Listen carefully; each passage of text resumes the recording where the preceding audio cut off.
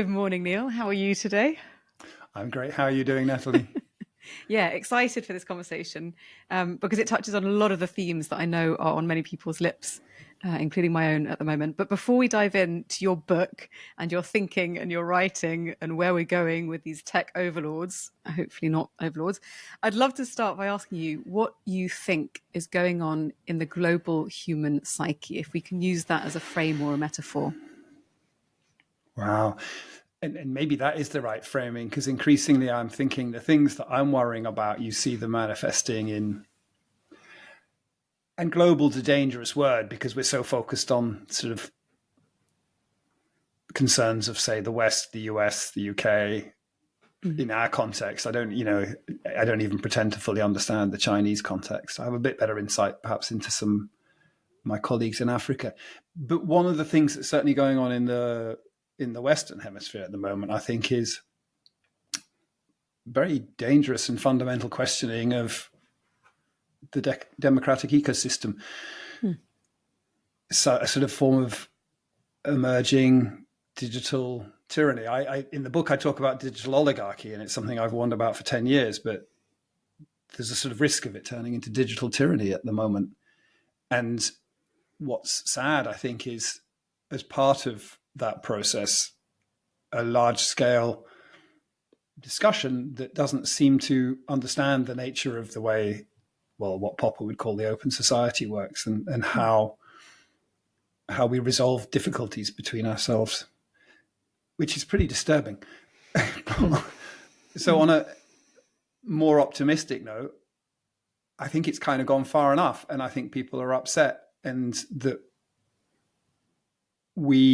if we understand the right way of constructively pushing back, that we can start to answer some of the challenges we're being given and work together using the same digital tools that allow this sort of form of tyranny to take place, to get back in touch with what I think the sort of people who did the intellectual foundation and the practical foundation of our modern democratic society envisaged. But of course, they envisaged it before all these digital tools.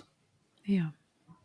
It's curious, isn't it? Because I think when those of us who are old enough to remember life pre-internet and the excitement of what the internet could do and the creativity that came with it, and the kind of that the potential promise or the fantasy of it becoming something which would be a democratizing tool, which I think it still in some senses has the power to be. It's not that the kernel's been completely lost, but before the co-opting of all these systems, there was a real sense of hope and creativity and a cherishing of some of these ideals that could have led towards a fairer, more open society in which people felt more agentic in terms of being able to come together and address the issues in a way that might give rise to perhaps a different system or a different way of doing things, or more participatory democracy, for example. And so I wonder, when you're thinking about the tyranny that you've kind of touched upon, what are the hallmarks of that tyranny? What do we need to be really conscious of in terms of what's happening now with these digital tools and the way that they're used to manipulate or control? Yeah, and I think it's sort of systemic, versions of it have occurred in previous transformations on what I think of as the information infrastructure or the information topography, whether that's printing press or radio or television. And I think the nicest summary of it is this Herbert Simon idea, who sort of said, I think in 1971, and he was like an early computer scientist. And he said, well, in a world where we have an excess of information consumes attention. So the scarce resource in such a world becomes attention. And he's saying this in 1971. And this is, of course, the problem. There's always this sort of, there are people who are thinking about these things, but they get washed out by what seems to be the first thought you have. Oh, this is surely a good thing. I mean, in the book, I talk about meeting Mark Zuckerberg and him just saying, well, a world where we've connected everyone, that's going to be better. And thinking, wow, that's naive. But he'd already connected 800 million people, really had the sense of listening to not naive in an intelligent way.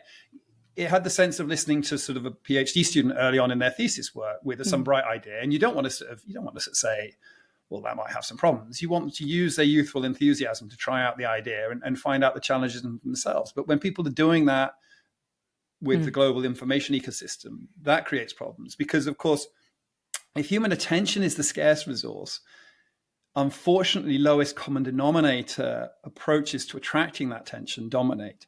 Because, of course, this has happened before, but what culture does over time is I think it sort of ameliorates, it brings in additional layers. So, who knows how disruptive it was when people first started to write, but certainly like singers of, folk songs probably were a bit disrupted. I mean, all sorts of things. I think it's fascinating what we may have lost in oral traditions, which of course we don't know about because it wasn't written down. But over time, you get literary traditions, et cetera, et cetera. With the development of the printing press, you get the emergence of the novel and all sorts of interesting things that basically, I think, lift our thinking, allow us to create ideas, notions that normally would be restricted, I think, in really ancient groups. And I'm not sure about the word religious in this context because I don't understand necessarily what we think of as religion. Whereas if you're in a sort of hunter-gatherer indigenous group, you just probably have practices that lift the group in their thinking and their way of working together that are shared practices that are handed down. And I'm sure they have the nature of taboo or some sort of sacred nature, but are they religion in terms of, there's this separate institution? Probably not. But early on, that's where we put it in this sort of separate institution approaches to lift our thinking. But then as information became more widely available, you can find it in literature, you can find it in music, which of course can be associated with religion too. And what you then see with these new approaches is, unfortunately, they bring many great things. And of course, the great things they bring, we can almost park them because we get used to them very, very quickly. But they also undermine aspects of the pre-existing complex culture that was based on the written word, aspects that we're not even really aware of because we take them for granted because we emerge into a world where these things existed. The sort of thing that you only start missing when it's gone. And I think that's where the problem's occurring, that there's this sort of urge, sort of most expressed in Silicon Valley, that we can reinvent everything and we know better now. And one of the points in the book is, no, we don't know whether we know better. I mean, we know better in some things and we know worse in others, and we don't know which are which. And that's why there's a diversity of approaches. That's why some people are small c conservative and small l liberal.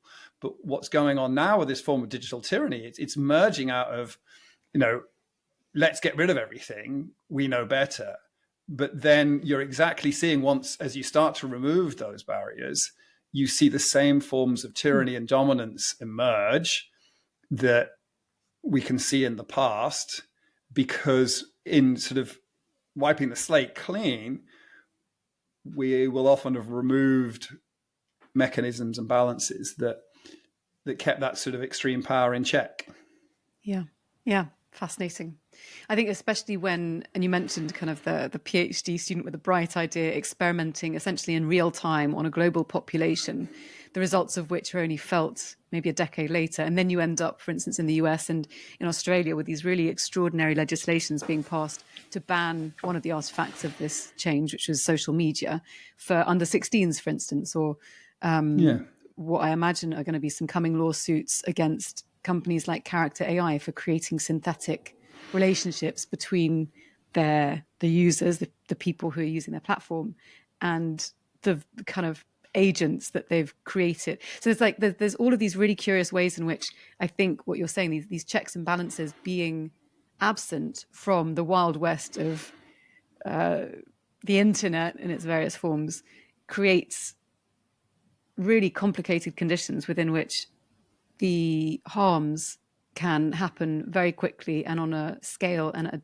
a depth that previously would have been contained to specific localities. The fact that it's so interconnected means that the whole system, for those of us who are connected, also suffer in varying degrees. And I think that the interesting additional aspects, so I haven't read the details of the Character AI example, but I've just heard them, and you can kind of know immediately what's going on. And I was reflecting on that type of example on the train. And I was thinking of, say, the relationship which teenagers form with bands.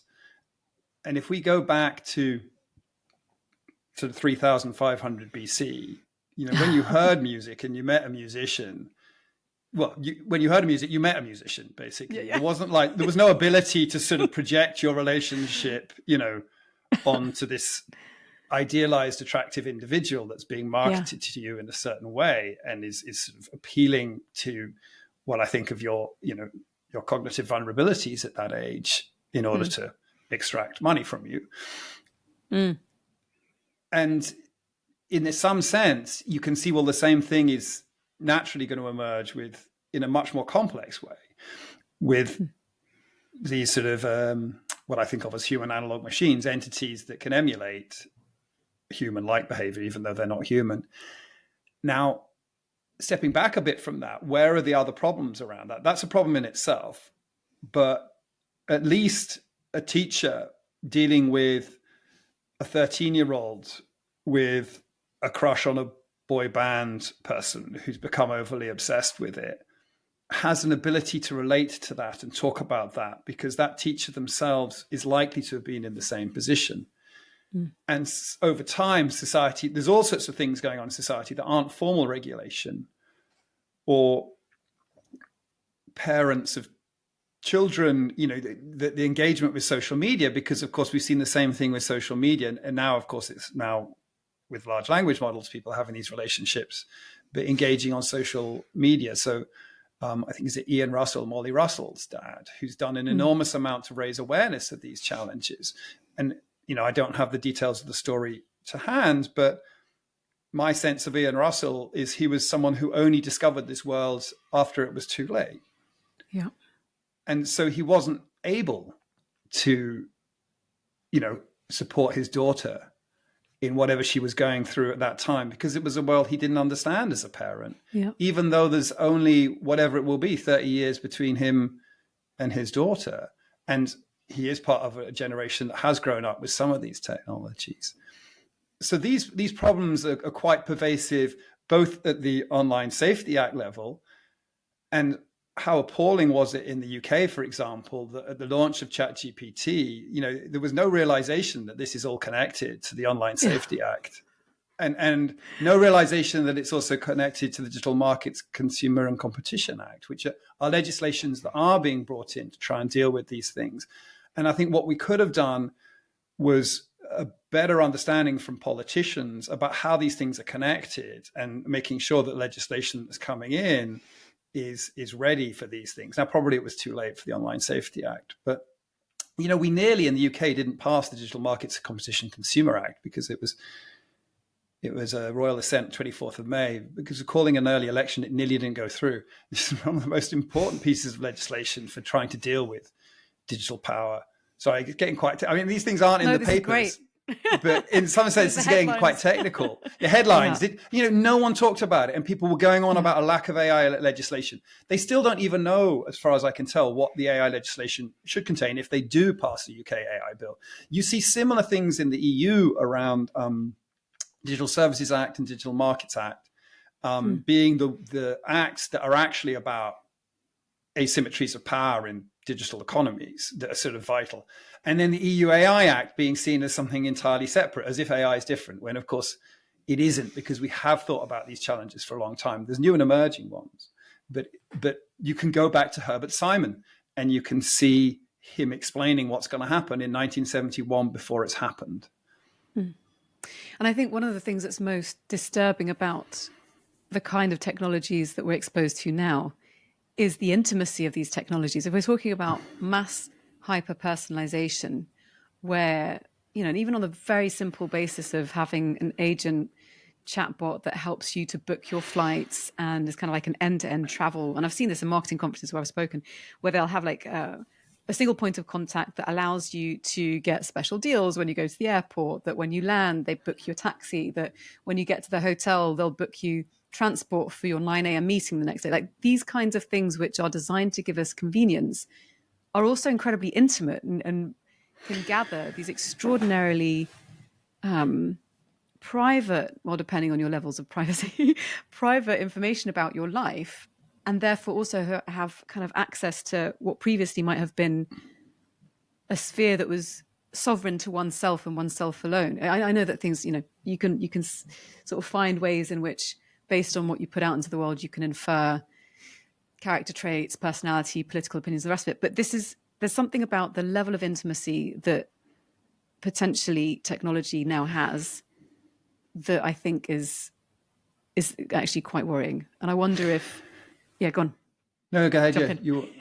No, I was just wondering if the legislations that you've just spoken to have a way of addressing that. Because obviously there's kind of like the technological question, the legislative question, and then the existential questions that arise from all of these sorts of interventions. Yeah, I think it's a great... I mean, there's so much to unpack there. Yeah. So part of me feels... I feel sort of two things about this that I think are both wrong and right at the same time. Part of me feels that this already happened, right, with social media. We just weren't aware of it because the machine didn't talk back to us in ways that demonstrated it happened. It wasn't saying very personal things. People got freaked out by personalized adverts, but actually that was often coincidence. They thought things were linked in ways that they weren't, but how things were really linked were by feeding them things that confirm their prejudices and have societal effects that are difficult to see as an individual, because a lot of what those ecosystems feed us, I think of as high fructose corn syrup of the cognitive diet. So it's the sort of the sweet stuff that you eat when you find it, because it contains social validation or things, or, a validation of your opinions and who you are. You'll consume it whenever you get it. But in a small indigenous hunter-gatherer group, it would be rare because they're only going to do it when you did something useful. And so when you get it, you sort of, thanks very much. Well, thanks, everyone. I did do a great job on that pot. Thank you. But now it's just being dished out every moment for your amusing tweet about, I don't know, Boris Johnson or whatever it is.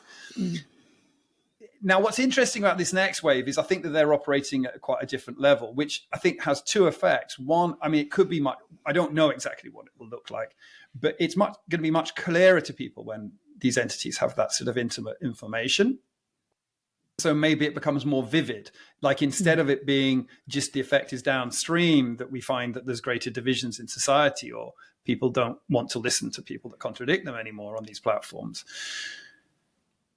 But there sort of could be a sort of personalization of that, which I think is also sort of very interesting. Because with all these things, like you can speculate as much as you want. You can certainly say like Herbert Simon-like things. That's a clever thing to say because that's true, or it feels true, feels robust. But then the things people say when it impacts with wider society, I think are a little bit different. So the example you gave, I find an interesting one, because if it were the case, so for example, if only I had this technology, if I just had the LLMs and no one else had LLMs, I think what you're describing would work quite well.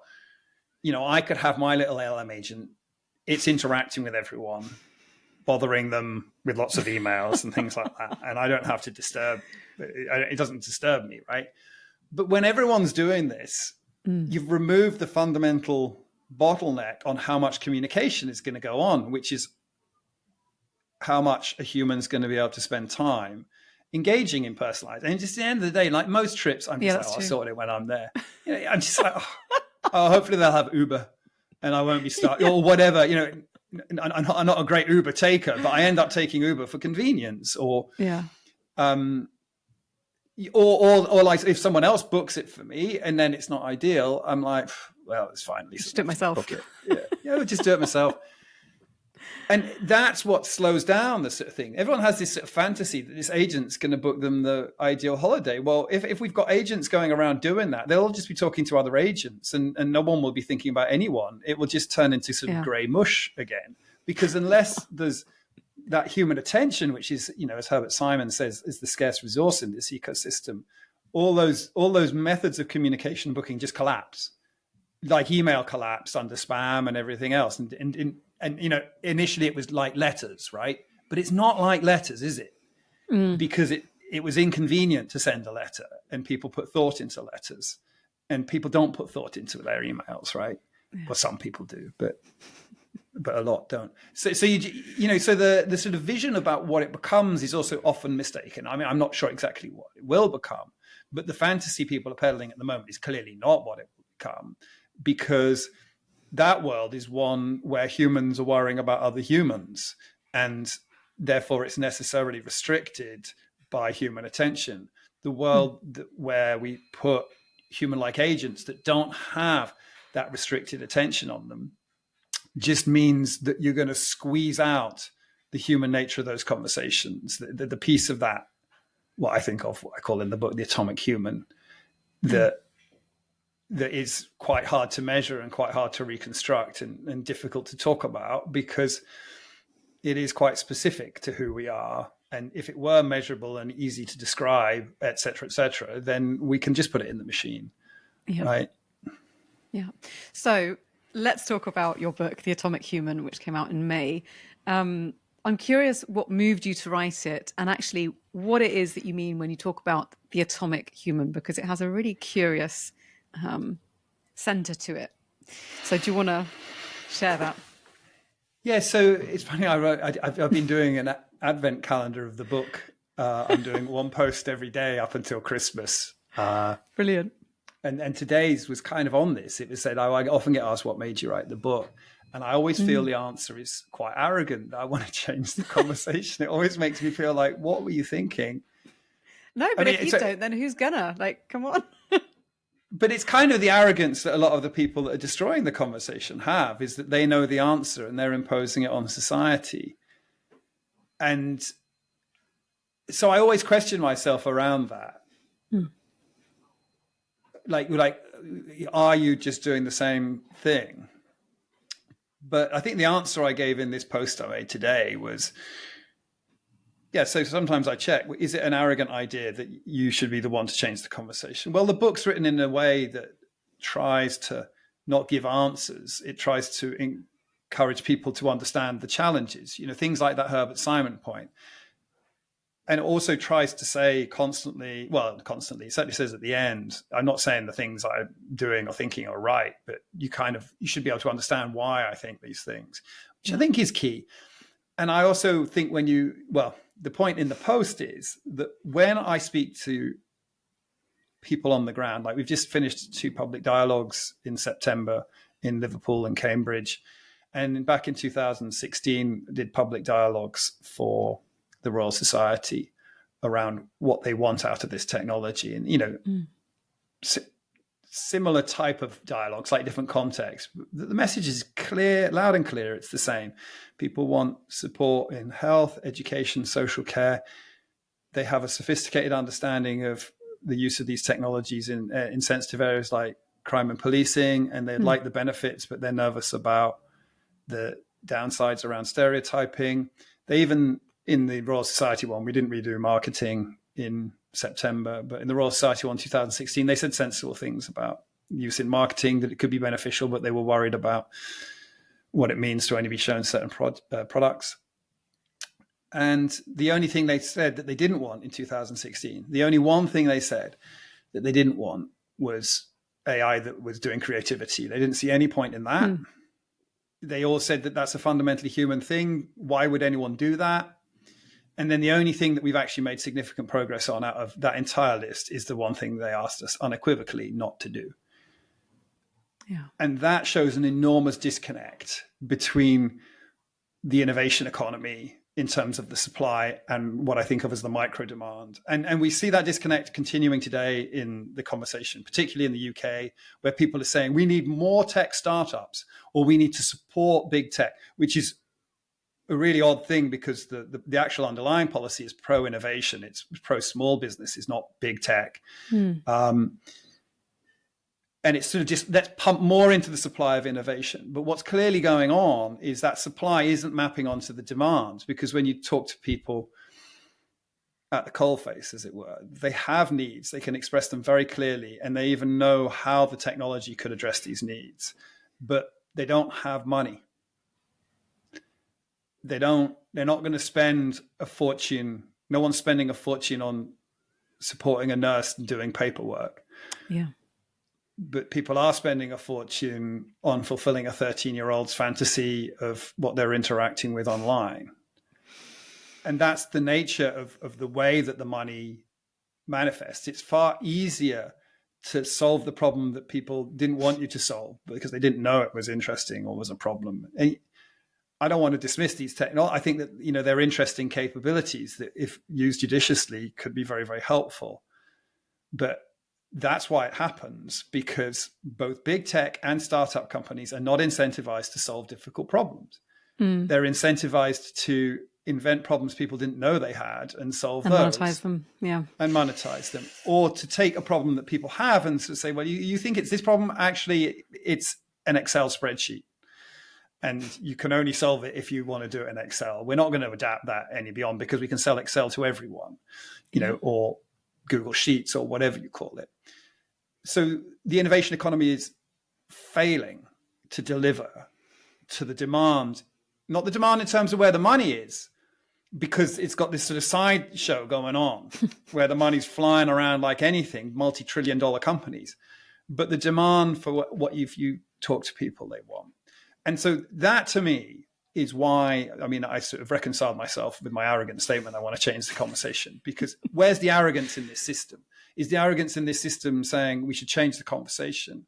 Or is the arrogance in this system the people who are trying to give the same answers to the questions that we've had for 20 years? So you could go all the way back to the Horizon scandal, systems that were built in the 1990s, see the same arrogance in that deployment, or the UK's national programme for IT, this 10 billion health system that had to be scrapped. See the same arrogance in the late 1990s around those systems. So we've been deploying this arrogance from government, from technology companies, from startups, from the entire sort of tech ecosystem for the best part of a quarter of a century.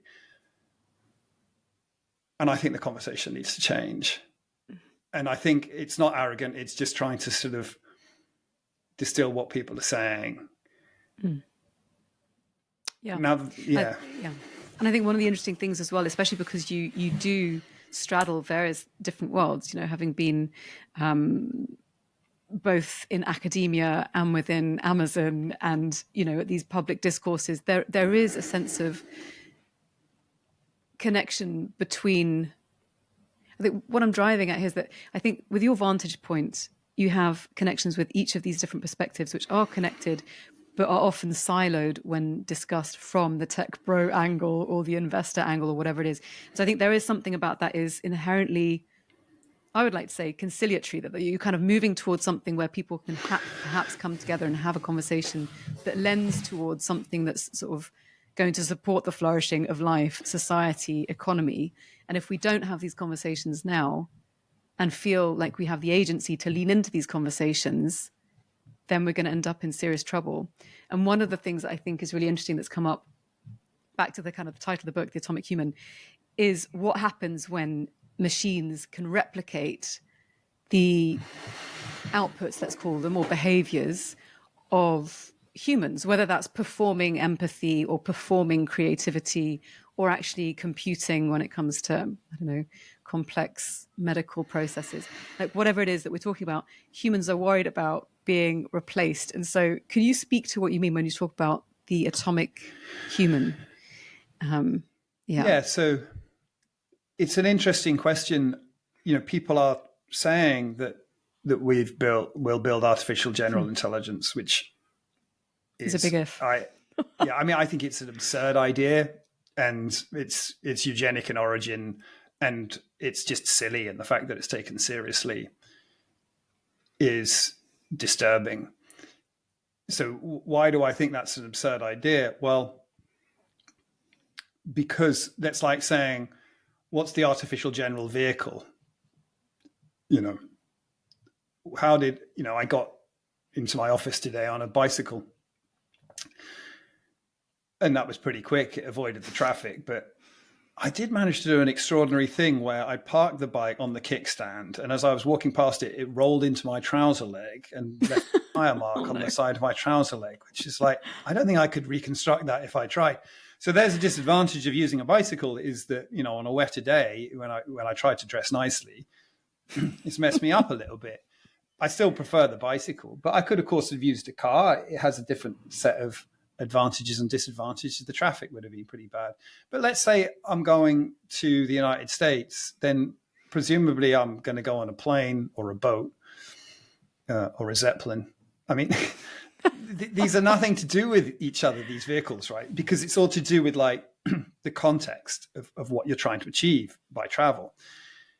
So, to talk about artificial general intelligence, I mean, I think intelligence is at least as complex as a journey. In fact, very often intelligence, the way we use it, the way we are, it feels like we're going on a journey when we think about things, starting points, narratives, finish points. But the fundamental point is there is no artificial general vehicle, and there is no such thing as artificial general intelligence. There are principles which apply to different vehicles, like planes are subject to aerodynamics. They actually have wheels that they don't use that much, or some don't have wheels, but bicycles don't typically have wings, although I've got a friend called Alex Forrester who builds bicycles with wings and tries to make them fly. They don't fly very far. It's all dependent on what your energy availability is, what your time availability is, how far you're traveling, what you're traveling over, right? And I just think it's just extraordinary that the heads of these companies have got away with such hooey and dangerous hooey.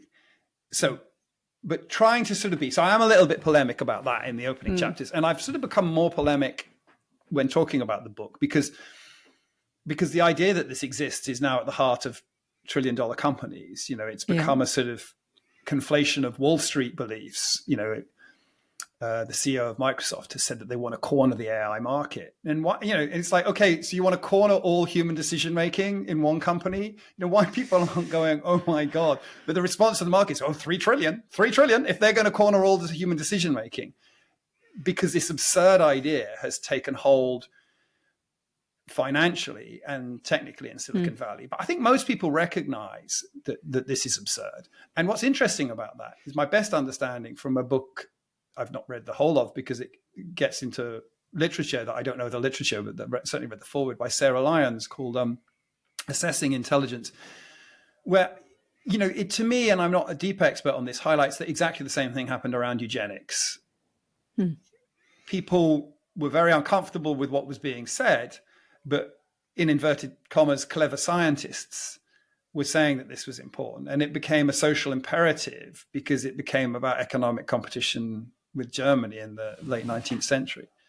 And horrific ideas, which I think, regular people and religious leaders and people who in the humanities could all recognize as deeply problematic, became national policy. And in Britain, in the United States, and then most horrifically in Germany, ironically, the country we were trying to compete with.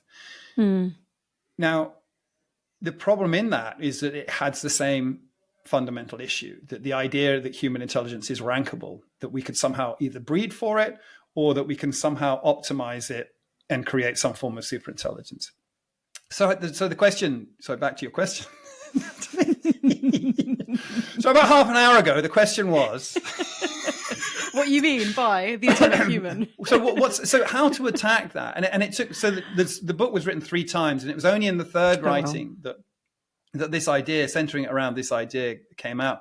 I was writing with a friend of mine, Alistair Morphy, and he was talking about some science fiction idea he had in his 30s, and he thought would make a good story, where you keep inventing machines to do things that used to be formerly human, and then eventually, so they end up with, as you were saying, doing emotional labor and things like that, and then eventually there's nothing left. And then he was tying this in with the story of Genesis. So he was saying, and then, the entities that have done that leave, and then they're replaced by the entities, which is, it's a nice science fiction story.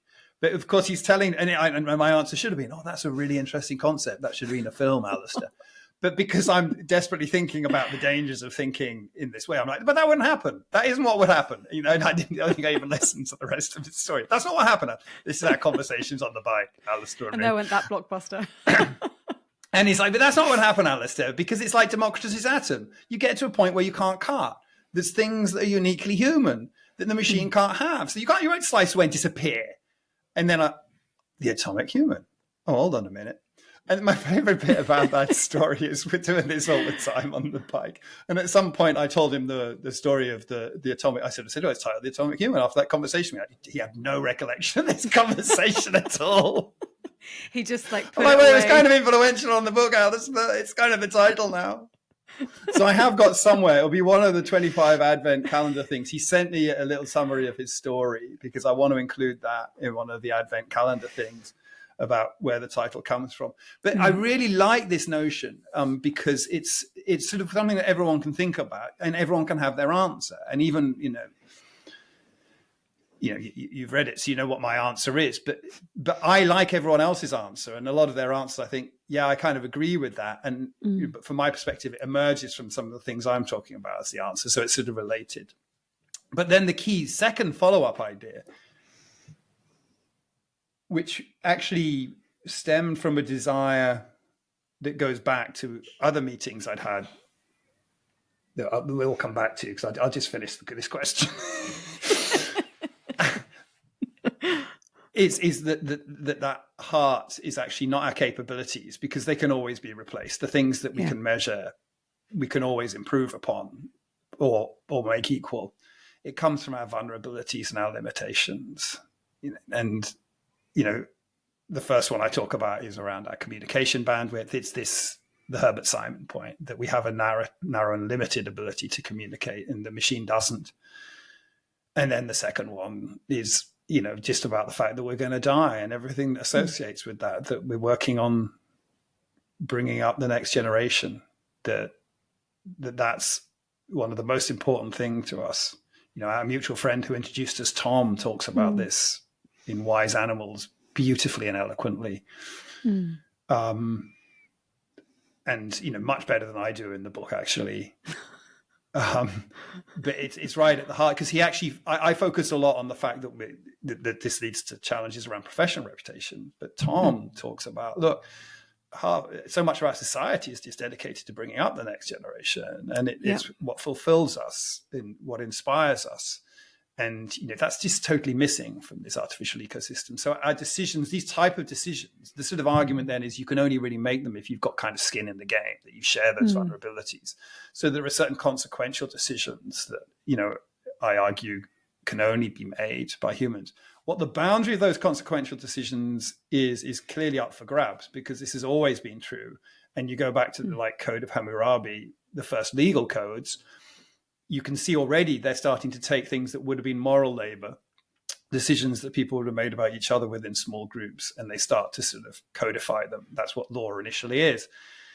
And what we're facing today is sort of like mass codification.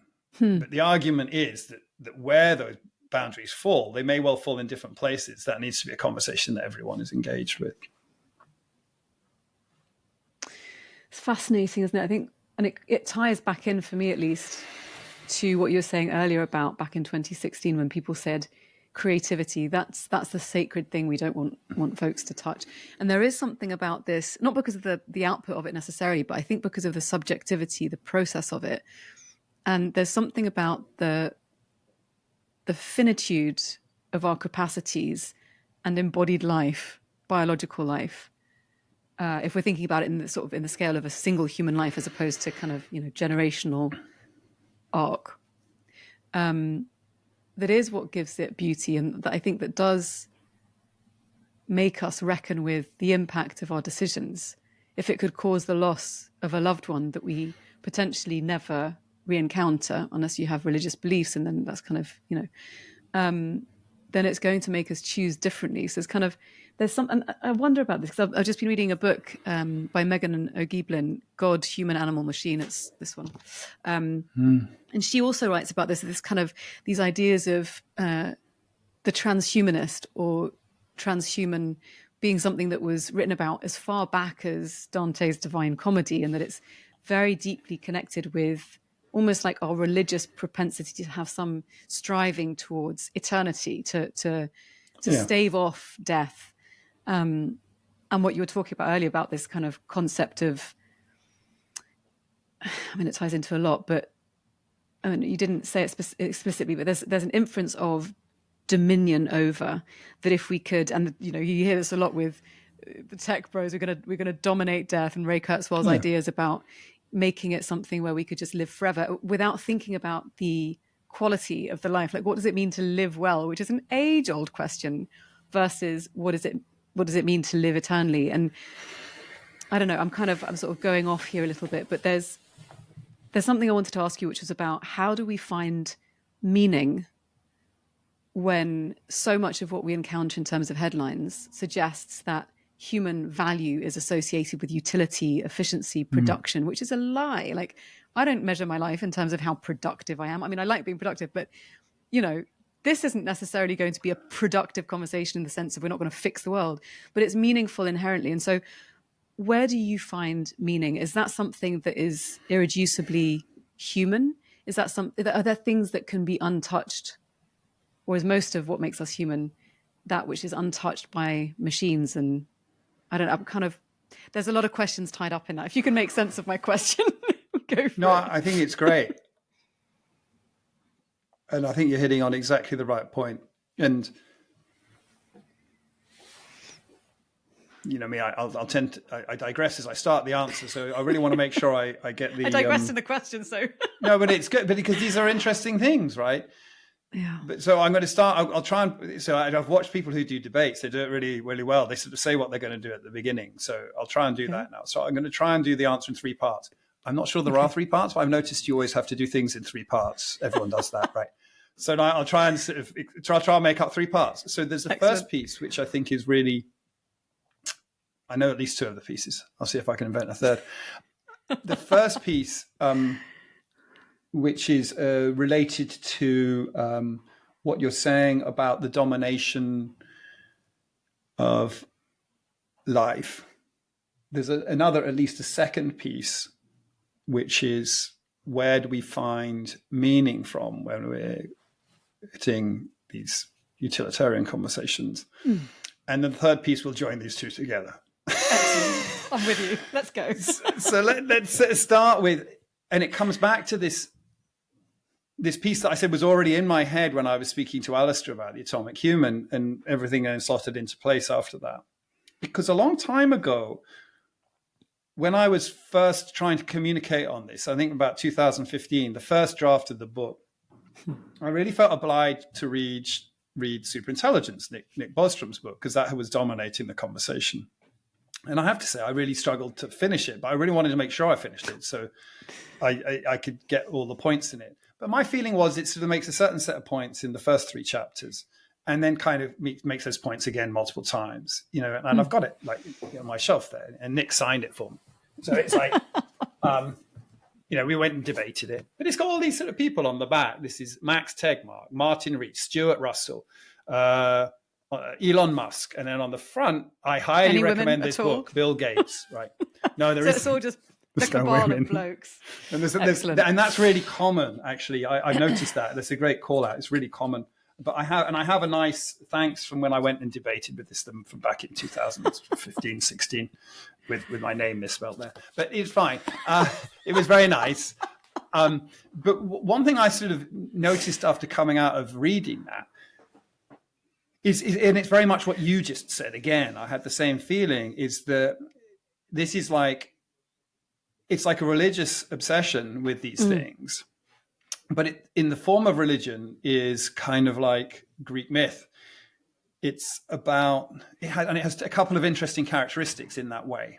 I actually ended up writing a couple of blog posts and a humorous post about this, because it happened one of my students to give me a book on Greek myth. He knew I liked Greek myth. Well, do send me the link so I can include it in the show notes, because I think people I will do, yeah. Yeah, this is from like 5 or 6 years ago. It's probably, or maybe 7, 8 years ago. But my feeling was, oh goodness, everything there we're hearing from this community is like what you would hear in Greek mythology.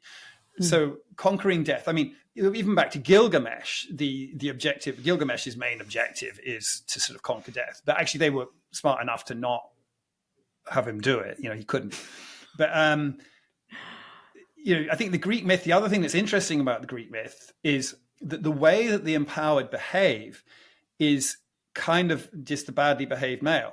So if you look at like what Zeus does, it's just like what some of the more simple thinking men would do if they had that much power. I think of it as like first order empathy. It's like, well, if I had that much power, I would clearly sleep with every attractive thing I could see, whether it animal or, and then the main challenge I would face would be my powerful wife finding out.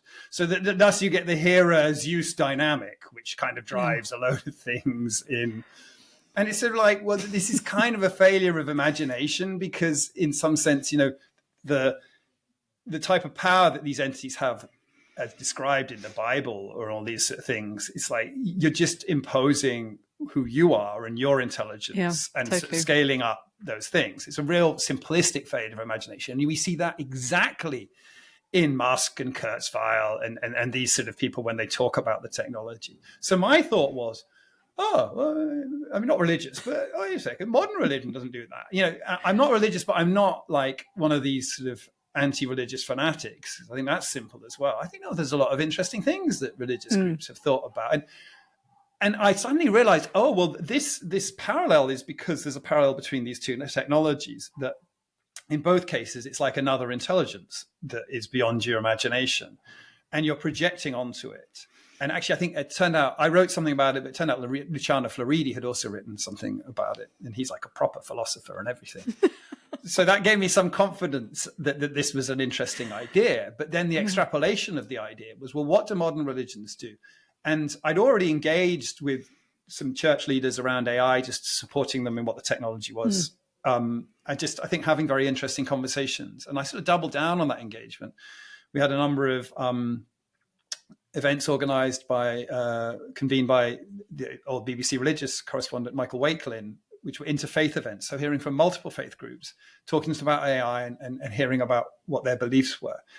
And the main thing that came through to me, which was something I'd had a suspicion of before, so maybe I was looking to it, and you know, I'm not an expert in theology, is the way that most modern religions, the ones you sort of respect, that have interesting philosophies, deal with this, is they consider that large power, and then they consider their inability to live up to that due to their weaknesses and vulnerabilities, whether that's sin in Christianity or the suppression of the self in Buddhism.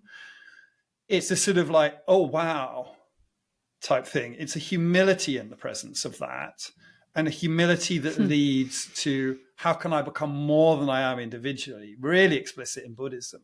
But I also think there in the intent of the sort of basis of Christianity, maybe distorted in some interesting ways, as it's always going to be, and in other religions as well. I think it's pervasive. So you suddenly realize that, this type of intelligence gives you a place to stand, and the conversations you want to have are not about your capabilities as a humans and how they're going to be expanded, but they're about your weaknesses and vulnerabilities as humans and how you can overcome them.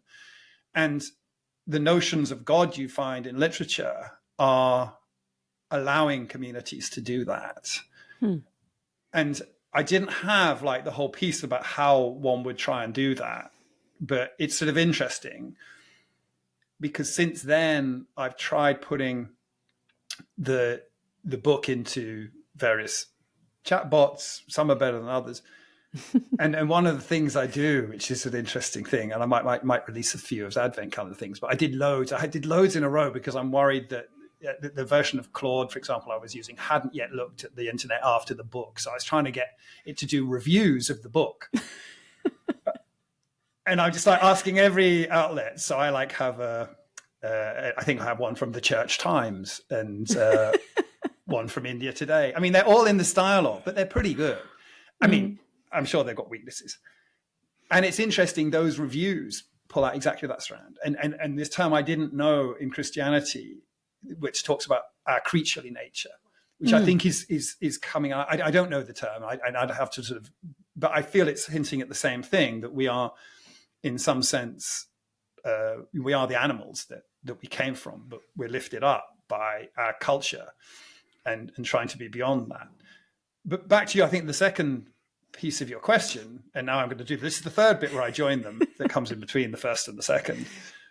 So joining that onto, they of course then have this spiritual nature, about these things that I think helps in the lifting. And certainly, and again, not expert, but Christians use notions of the Holy Spirit and these sort of things, and some things being the sacred nature of things. Well, I also see that in a couple of ways. And once I went to sort of a large Reform Judaism gathering for Rosh Hashanah, and as I was heading there, I was with the chief rabbi at the time, Laura Jana Klausner, and she's friends with Rob Reiner, and we met him, not Rob Reiner, but Judge Rob, what's his judge? Oh, I can't remember his name for the moment. Anyway. It'll come back. He complimented my shoes. And that was interesting because they were my brother's shoes. And my brother died. And I'd just been on the tube. And there was, a lady who looked like she might be a homeless lady. She had a lot of stuff with her. And she complimented me on the shoes. And I had this moment of these two things when I sort of had explained to this lady, oh, I thank you very much, but you're actually complimenting my brother's taste. Then I explained a little bit about my brother. And then I had to do the same with Rob. Again, these two people from like real opposite ends of society.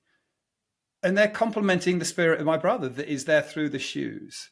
And then I can't remember the name of the ram's horn they blew on Rosh Hashanah later on. But then Laura explained to me that this horn is a representative of the horn going all the way back to the Battle of Jericho. Wow. And I could see, well, this is a thing. Ignore God. This is a gathering of people talking about an object that is representative. I mean, my brother's shoes will wear out eventually, but I could maybe buy shoes in the same style. And then eventually, I've actually stopped wearing them because they're getting close to wearing out. But I'm sort of losing something because I'm no longer getting people complimenting my brother. It's odd to have your shoes complimented. They are nice shoes. But then I start to get spiritual without even the involvement of God, because these are representing someone that was close to me that I've lost. But this could be representing my people or my traditions in some way. And that is difficult to recreate because there's now a computational reason for that. Because when these things are handed down to us over time, some things are lost and some things are sustained. They've gone through peoples and cultures who've made decisions and tried things and made mistakes, and some have lived and some have died, and it wasn't always just. But it's an extraordinary process that has been happening to human beings for 300,000 years. Modern humans, Homo erectus, 2 million years. Something like 9 million as primates. And boy, do you see a lot of primate-like behavior in some of these CEOs of these tech companies. So these things are coming down to us culturally, genetically, and all these sort of things. And that process is impossible to recreate. There's no revisiting that. That's happened. And we're gifted these things. They are precious spiritually because of that. So if I see a painting and it's actually a painting by Van Gogh, I can't pronounce him correctly, or any piece of art that comes from, let's say the 17th, 16th, or whatever century. I was looking at, is it Joseph Wright? I'm using it in my talk, his painting of The Alchemist today, because I was going to use that in my talk. And you're looking at an image that is a communication over time, right? Yeah, and totally. It's just absolutely mind-blowing. You can't even understand fully the message because you don't know that individual's context. But they're striving to say something to you, and they are saying that to you across 200, 300 years or whatever long it is. And, one of the things, I try and communicate in the book, and a friend of mine who's a graphic illustrator, I commissioned him to illustrate the book, and he pulled this one out. The trick doesn't replace the truth. It's possible that I can create an LLM that creates an image that, to all intents and purposes, anyone might think was Van Gogh. Right? Yeah. Or whatever. But it's missing. And this is a spiritual element, right? I mean, I kind of have made to do a reductionist argument that there's actually a spiritual core to that. Because if that is not a message from Joseph Wright or Vincent van Gogh or Michelangelo or whatever else from across time or history, it doesn't resonate with me in the same way. I don't care. I mean, I do care because actually it's interesting what it's picked up on. I may care technically. We might want to talk about that. It might cause me to be more creative. It might cause me to think about things going forward. But it's not the same. And it never can be the same. And that, to me, you don't have to be religious to find that spiritual, and to find, and it's associated with this atomic core, and it's here for all of us, and it goes right across non-religious and religious people. I love that so much. There's a short thing that I want to just interject, which is really interesting, because it kind of, on several levels, it's interesting. So I was recently reading that there was a piece of research that had come out that was looking at how people respond explicitly and implicitly to art that is either made by humans or by AI or by machines. And while humans couldn't articulate which one was made by humans and which by machines, when their brainwaves were measured, they had a greater propensity to enjoy and feel positive emotions from the human-made art. And so on the one hand, it's interesting because it's pointing towards that. But on the other hand, we're using measures that quantify to be able to point towards the unquantifiable, which I find, but that's the crux of it, isn't it? It's like that's the crux of it. We strive to be able to understand, communicate, and share our experience. And yet so much of what makes this life so extraordinary is the ineffable, is our striving to communicate something which is numinous and mysterious and finite, or perhaps infinite. I mean, it depends. I mean, our lives are potentially finite, but there is something about that. And also, when I was thinking, as you're talking about this kind of communication through time that an artist might be able to, as the power that they hold if their work is preserved and lasts. I often do go to the National Gallery in the UK, and I love paintings from the late 1800s, but there was this painting from the 1600s. It was a Dutch portrait, and it was so extraordinary. It's just like, it's quite modern in the sense of the kind of stuff that I've seen at the RSPP and other things. But it was an image of a man portrait with a dark green background, and it was so vital that I could not peel my eyes away. I was staring at this portrait for several minutes, and then you can't help but, at least I couldn't help but fantasize, who is this person? Where was he going? How old is he? He's probably 30 something. He's, good looking. I was like, and suddenly you're kind of reaching through time to meet some aspect of that person. Almost like with your brother's shoes, that there's something about the choice that was made that lives on in that object, whether it's something that was made by someone else that you choose to wear, or the horn that represents something which is meaningful historically to your people. And it's that kind of symbolism of something that is deeper and unarticulatable, if that's even a word, inexpressible, that I think that's the enchantment. And I hope that no matter what we try to do to grab or capture or quantify the ineffable, that the nature of reality is such that it will outfox us every time. And I think it will. I mean, it's kind of, when you start getting into kind of super bonkers physical, like physics theorem or theories, you kind of, anyway, and I'm not a physicist. My parents, my dad and my brother are, and they could probably speak to this with eloquence. But that there are so many things that lie beyond our grasp. And it's not that we shouldn't strive to get there, but to enjoy not being there yet. Yeah. I don't know. Or to enjoy never being there. I love your expression. Yeah. Reality will always outfox us. And I think the thing that we're striving for is it's going to outfox us, our computers as well. And by the time, the problem is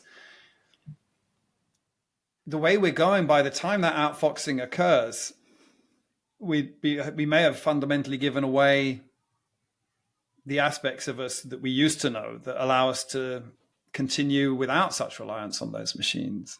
And that's kind of where there's a sociotext. But do you not think there's like a rediscovery, maybe? Well, there is, but there would be. But the question is how does that rediscovery occur when so much of human society is dependent on the benefits these things bring us? Because there is a benefit, right? So what's going on? The systematization of society, and you see it in early cities, allows for production, allows goods to be produced for cheaper, which is why people end up doing it. And I think there is an argument that I certainly find persuasive, but this sort of argument around we lose freedom as we get into these systems. And I don't know the details, but I think that there's stories of, people who came from indigenous groups visiting cities and finding it very, very difficult because, it's very different to the structures you have to live by. You have to get up at a certain time, do all this, rather than the rhythms of the natural earth and being able to respond to things. So we certainly have given up a lot of that, and we're mostly adjusted to it, and this is a process of giving up. The speed with which that people are telling us we now need to move by centrally imposed solutions it makes us incredibly fragile. So a lot of my arguments in terms of the things I'm advocating for is like, sure, let's use these technologies, but let's use them to empower. I'm very taken by the sort of term that Popper uses, piecemeal social engineers, regular people who are doing the best they can, given the knowledge they have and their expertise to bring about the better world. And they're all different and they're all working a distributed way. And the challenge I think we face is that these technologies are currently undermining those people because, if it's a nurse or a doctor or a lawyer, as we increase the digitization of their role, we're not empowering them through that. We're empowering someone centrally. And the odd thing about this sort of large language model technology, the ability to interface with the machine and talk to it, is while it's got all the dangers we've talked about, it does offer the possibility that for the first time, regular people can talk to their machines and get their machine to respond to what they want rather than having to copy and paste into Excel, getting the copy and pasting wrong, sorting the wrong columns, all the mistakes that are made. That are difficult for people at the interface because the mistake doesn't actually directly affect them. It affects someone downstream, like a year later when it's found out that the whole drug trial has to fail. And that's an example I'm aware of, right? But it's not. We need a system for these people to be empowered. The digital technologies need to empower them in their jobs, whether that's being a nurse, being a teacher, being a lawyer, being someone who's trying to defend one of the sub-postmasters in the Horizon scandal. All of these people have been disempowered by digital technology. And that's the opposite of what it promised us, right? Or that what we hope to get out of it. But it's because there's a divide between those who can run it and those who can't. And in the book, I sort of think about this. I talk about there being a generation of modern scribes. So if we go back to ancient Mesopotamia, the information infrastructure was run by the scribes.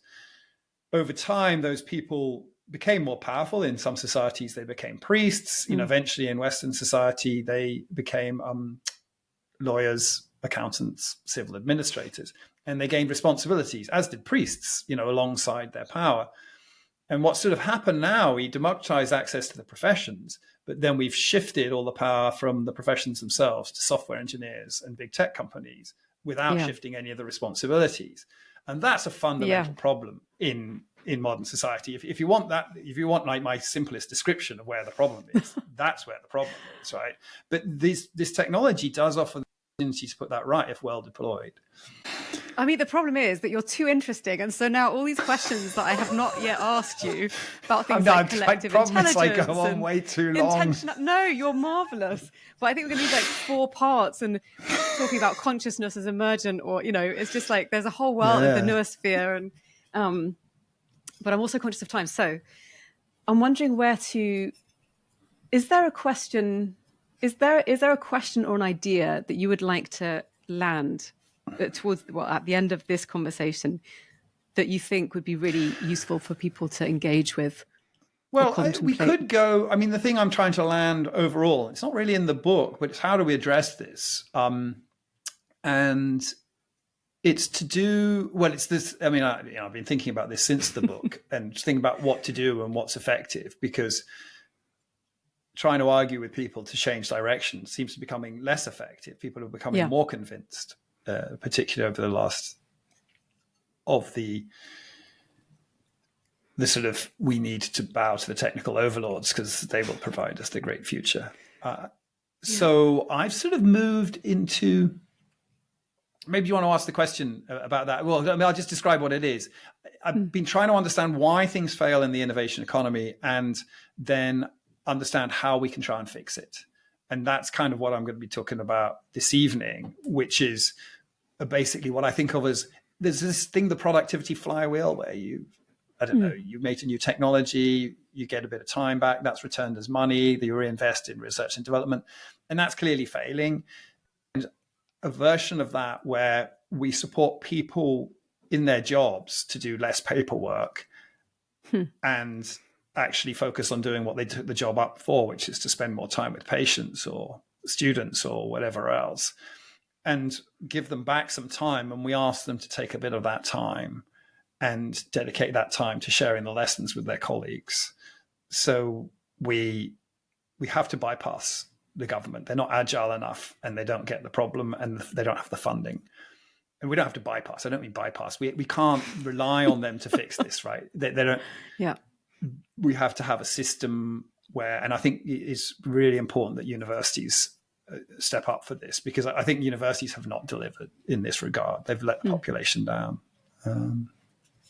So do you think, and actually let's just keep all of this in, because this is really, if you're happy to, because this is really interesting. And what I wonder about when it comes to education or creating spaces in which people can have these sorts of conversations, in the same breath, I'm also cognizant of the fact that so many universities have become places where, you now have to pay such high fees.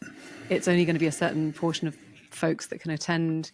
If you've got students who are, and I'm painting generalizations here, who are treated as customers rather than young minds that could potentially, I don't know, create the new invention or change the system or whatever it might be, like that we're in such a weird moment in time, I think, in terms of the systems that have crystallized in this form where everything is about capital, or it seems increasingly about capital. How do we speak about that? Maybe without speaking about systemic change, because I think it comes in all at the same time. It's like we want to change a system, but the ways that we might want to change a system require that we change a system. So if you're going to change education, you also have to change how education is run. What comes first, chicken, egg? And I don't think it's binary. I think things can emerge in unexpected places. They so often do, but how do you begin to kind of address that? No, it's a great question. And the answer to the chicken and egg problem is that they co-evolve. Now, it's a great question. And so just to back up a bit, to say this quietly, I'm not referring to our current body of students. They're great. We will evolve that over time. But there are expectations on universities in terms of what they're providing. And society isn't ready for us to suddenly radically change how we're being educated. And there are things we need to do in the short term that we're looking at in terms of assessment and changing how they're being taught. But it's not the change. It's not going to occur there. And as you highlighted, that doesn't scale, and it's not the right people. So what?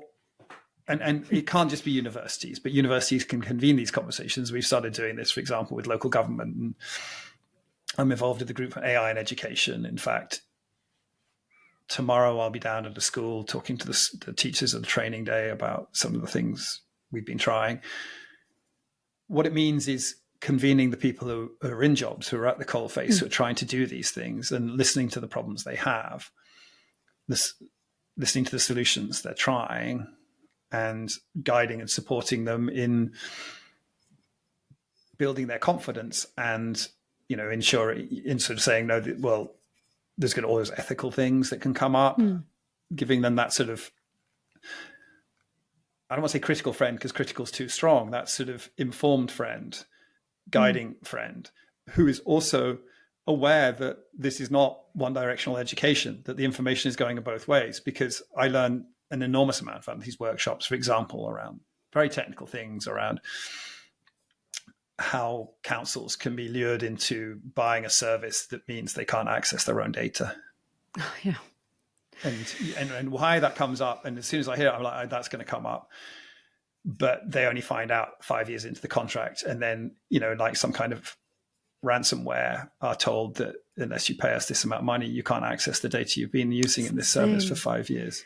Right. And if people aren't having those conversations, if we're not sharing that understanding, that's not the problem that government's looking at. Or working with people who are dealing with planning applications, hearing about how much paperwork they have to go to, and sort of, okay, what tools can we use that can support them in getting through the planning application quicker? So rather than what the central government is saying, well, we need to change all planning law. It's like, well, that's probably wrong as well, because there's a lot of information in that planning law about what works and what doesn't work. But we now have technologies that can support us in dealing with the scale of this paperwork. And if we can design systems and work closely with the planning official, because they're going to be subject to judicial review on a decision. So they need to be confident that they can defend it. So you really have to listen to what their job involves. You can't just sell them a one-size-fits-all Excel solution. But the beautiful thing is, if you've done that, you're talking about potential savings of 14 person months for a planning application down to 2. And you only need, and the way we convene is we listen to those people directly, but we have the chief executive of the council in the room. So they're learning what's working. So they start to get confidence in investment in this technology and what works and what doesn't and how to do it. And when we ask, well, can we borrow the time of that planning official that worked with us to be the person that in future teaches this? Because I can't go into every council in the country and teach this. But, so you do a sort of see one, teach one, organize one. And then you get to the point where that individual is organizing the workshop itself under the auspices of the local government association or whoever wants to take this thing on. But this needs to be done. These things need to be spun out across the country in every city, across the world, in every city, in every domain, health, social care, education, all these areas. In the same spirit that this is a listening process, it's a co-creation process. And no one wants to do it because, they can't be asked to listen to what people's actual problems are because solving problems seems hard. But if this is done at scale, it's actually easy because the things that work, you don't have to impose, you don't have to phone people up and say, you must now all use Excel or System 7.4 to do because if people are saying, well, it saved me a hell of a lot of time. And I'm actually back to doing the bit of the job that I really enjoy. And I'm so much less stressed and I get to come here and tell you about it. That, yes, there needs to be a little bit of money. But the point here is the scale of transformation on society we're talking about. There is no investment that the government is ever going to make that is going to attack that. There's not even an investment the scale that the tech companies are making when they're saying, let's do nuclear-powered AI compute farms, which the Tony Blair Institute is now saying, and everyone's saying these sort of like techno solution. It's like, I don't know, maybe we need nuclear powered compute. Maybe we do. But, my colleague, David Mackay, has been talking about energy. I mean, he's no longer with us, but was talking about energy, more than a decade ago and talking about nuclear then. I'm not that keen on a debate around nuclear, which is triggered by a debate on AI. I mean, I'm certainly not anti-nuclear. I think it's a part of the solution, but, it's not the right way of doing things. Here's another technical solution. Maybe that is the right solution, but let's get that discussed properly by experts rather than people who are non-expert, who are piecing two technical solutions together and are expert in neither, which is the situation we're in. And, I'm sort of saying, well, I'm also not expert in how this deploys in society. And that's why I have to spend time with the people who do the deployment and listening to them. And this scales exponentially, but bypasses the need to return the time saving to some cash saving, which in the case of a local authority would just mean, oh, well, let's cut council tax then and cut the number of staff. And therefore you would gain no benefit in terms of the wider ecosystem. So if we do it this way, we get the benefit in terms of improving those people's jobs, improving those people's lives and community building across the country. We don't have those communities. We do have the local government association. We do have people who are trying, but people are not dedicated to them in the same manner, in the manner we need them to be dedicated to them if we're going to react as a sort of ecosystem of piecemeal social engineers to this. If you go back to Victorian era, I'm not saying it was good to be in the Victorian era, but some of the things they did, like building local water corporations or sort of civic-minded activities, University of Birmingham, the first civic university that come about because there's a community. It's a civic-focused community. And one of the challenges of the technology we face is, while it brings many connections, it's sort of also somehow undermining that civic nature. But we can put that back in place by doing these activities. There's a university in many cities. And as I say, we also need businesses. We also need to support business on this. Basically FTSE 100 businesses have no clue what's going on. They're just as bad a position as councils. So we can also do it for businesses, startups, the so-called left behind. There's this sort of thing, the productivity gap, where you have businesses in the UK that are unproductive. And the argument is because they've not had time to invest in infrastructure. Well, because they've had to cut things. They're in the same position as the public sector. And we can support those businesses as well, integrating these technologies, allowing them to escape this productivity trap and sort of have more time for looking at how their business needs to evolve, because the trap they're in is going to run them bankrupt as society changes, right? And it's also going to undermine public services. So unless we start doing this, and we basically don't have time to wait for government deciding that this is a good idea or a policy or whatever else. We've waited long enough. We need to get on with this right now. We already are, but we need to scale it up and share how we're doing this and encourage others to do it. Okay, so final question. I'm going to keep this one brief. How do you be find... very brief. It's me that's not brief. I know. It's fine. We'll try. But I'm very curious where you'll go with this one. But briefly, because we're coming to time, is how do you find meaning and beauty and aliveness on dark days? I have relatively few dark days. I'm glad to hear that. I think the worst was while government pivoted away from the foundations of UK AI policy across sort of 2023, and the sort of basis of thinking in which a lot of my understanding is coming was sort of dismantled in a sort of rush to deal with this existential threat and create an AI safety agenda and claim to be at the heart of that. That was very difficult because I felt a personal responsibility. I also understood that it was a decision that was driven by the Prime Minister, and that's his democratic.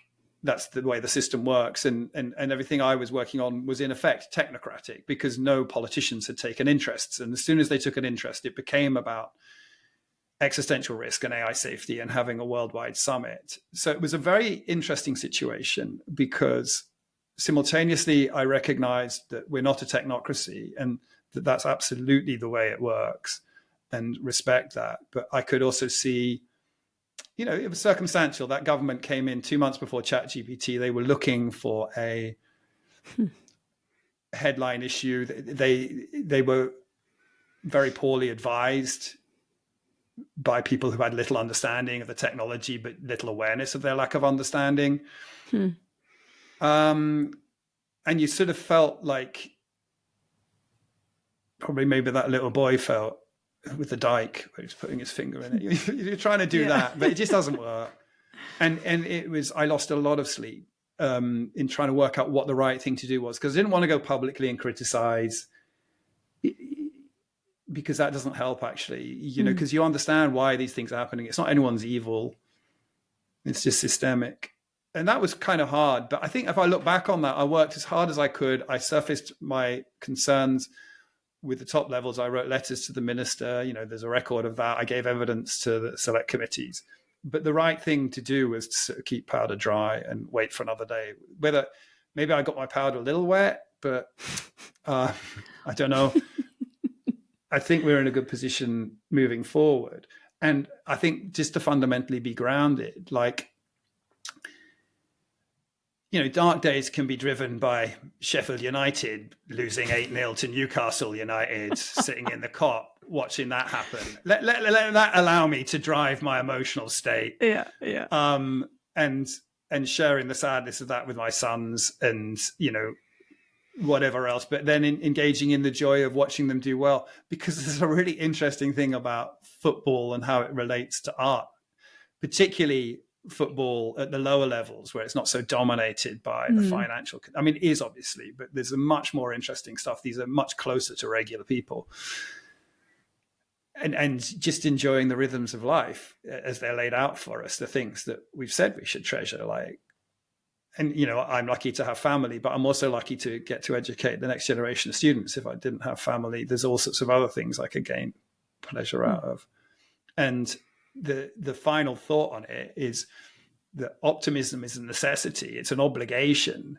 I'm not saying everyone can be optimistic, but, there's almost like a Pascal's wager argument about optimism. Pessimism is self-fulfilling. If we give up, we are genuinely lost. The only way we can address these things is by being optimistic and believing whether the plan I'm describing is right or it's someone else's plan or something else works, but by believing that we will work together to get through it, only comes about through optimism. The pessimists will line up once we start showing the evidence of delivery, and that's fine. Once you get a pessimist on side, you're away. But the optimists need to start. The optimists need to start and actually give the pessimists something to buy into. Well, on that note, huge thanks. And I'm going to include links to your work, your books, and any of the resources that we've mentioned today. Neil, just such a pleasure. Thank you so much. I've really enjoyed thanks this for having conversation. me, Nathalie. I've left with even more questions than I started, and we only addressed about 4. No, and many that I hadn't intended to address, which is always one of the joys of these sorts of emergent conversations. But yeah, thank you. No, it was really great, Nathalie, and for such stimulating and just for quality of interesting conversation. Well, I find it interesting, As long as we found it interesting, that's all that matters. It's fine. So everyone else will too.